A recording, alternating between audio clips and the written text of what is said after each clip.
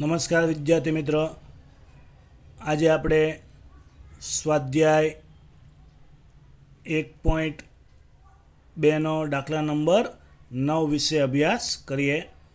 એક કાર્યક્રમમાં 7 વક્તાઓ A, B, C, D, E, F અને G ને યાદચ્છિક રીતે ક્રમમાં ભાષણ આપવા આમંત્રિત કરવામાં આવે છે.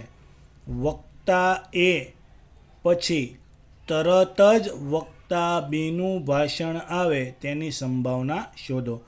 તો વિદ્યાર્થી મિત્રો, પહેલાં તો સંભાવના મેળવવાની છે, એટલે તમને ખબર છે કુલ બનાવો મેળવવા પડે.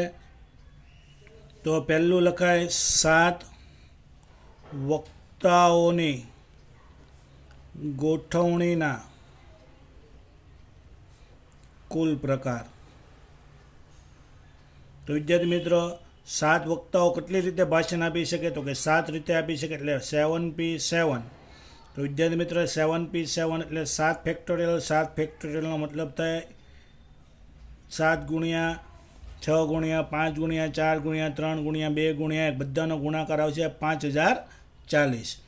હવે આપણો સવાલ એવો છે વિદ્યાર્થી મિત્રો, વક્તા એ પછી તરત જ વક્તા બીનું ભાષણ આવે તેવી ગોઠવણીના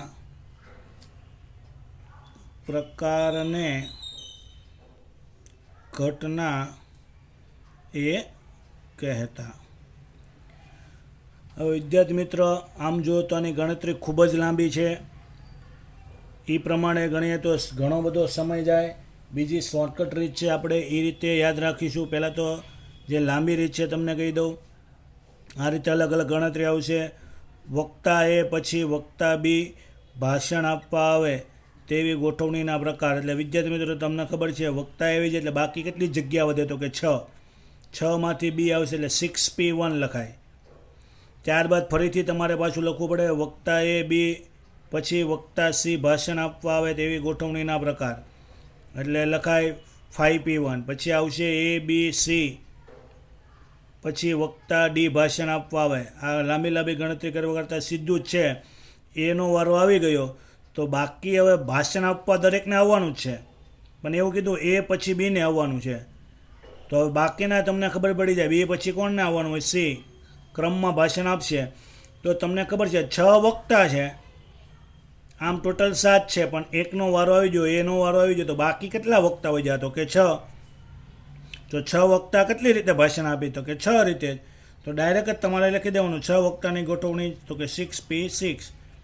6 ફેક્ટોરિયલ. 6 ફેક્ટોરિયલનો મતલબ થાય 6 ગુણ્યા 5 ગુણ્યા 4 ગુણ્યા 3 ગુણ્યા 2 ગુણ્યા 1.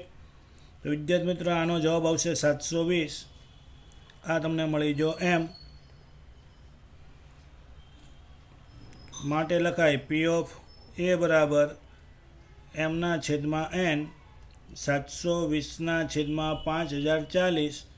તો વિદ્યાર્થી મિત્રો, જવાબ આનો આવશે 0.14. ઓલામાં પણ આ જ રીતે થાય વિદ્યાર્થી મિત્રો. પહેલાં 6p1 આવે, પછી 5p1 આવે, પછી 4p1 આવે, 3p1 આવે, 2p1 આવે અને 1p1. તો એ બધાનો ગુણાકાર કરો ને તો કેટલો થાય? 720 જ થાય. પણ એ તમારે ગણતરી લાંબી થઈ જાય, કેમ કે વક્તા એ પછી વક્તા બી ભાષણ આપવા આવે તેવી ગોઠવણીના પ્રકાર. વક્તા એ બી પછી વક્તા સી ભાષણ આપવા આવે.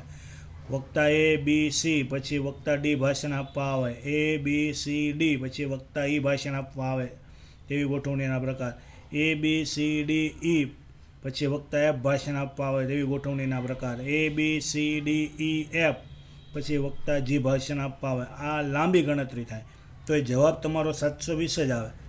તો આપણે સીધી શોર્ટકટ, વક્તા આવી ગયો પછી કેટલા વક્તા બાકી? તો કે 6. જગ્યા કેટલી? તો કે 6. એટલે 6 રીતે બધા ભાષણ આપી શકે, એટલે 6p6 સીધું જ લાભે લખી દીધું.